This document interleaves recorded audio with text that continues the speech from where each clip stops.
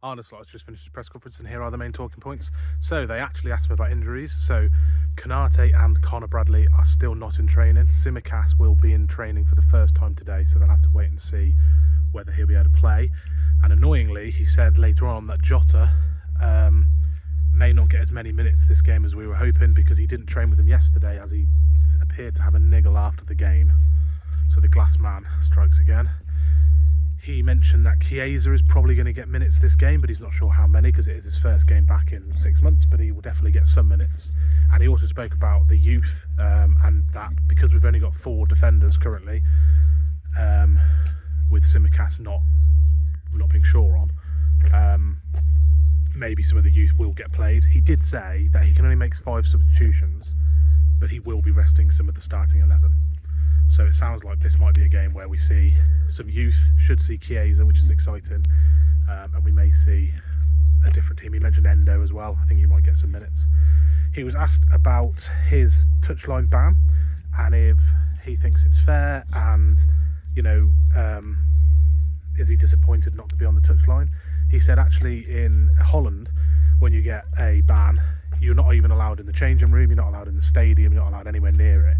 So this is actually quite nice that he can go in the changing room, he can sit and watch the game from the stadium. It's not actually that much, but he's disappointed that he's been banned. He's never been banned before. He said that he did deserve most of the yellow cards, but there was one against, I can't remember which team, that he felt like he didn't deserve. But maybe he needs to look at his attitude towards it sometimes.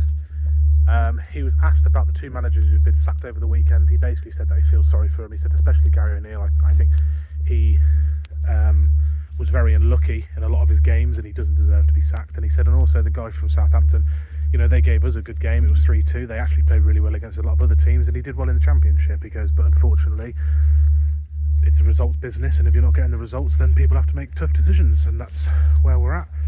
What does make it more trickier for us is obviously he now doesn't know what formation the interim manager is going to play tomorrow. He doesn't know what form the players are going to be in, so it's really difficult for us to try and learn how they're going to play. So all we can do is set up how they used to. He actually asked all the press conference goers, do they think they'll play 4 or 5 at the back? And they all said 5 at the back, or 4 at the back, and he went, funnily, I actually think they'll play a 5, but time will tell. He was asked if Kelleher was going to start. He said yes, he will. He said this is his competition. Kelleher will be back between the sticks, and he's really lucky that they have so many good goalkeeping options, and Kelleher is a fantastic number 2 option. What else was he asked?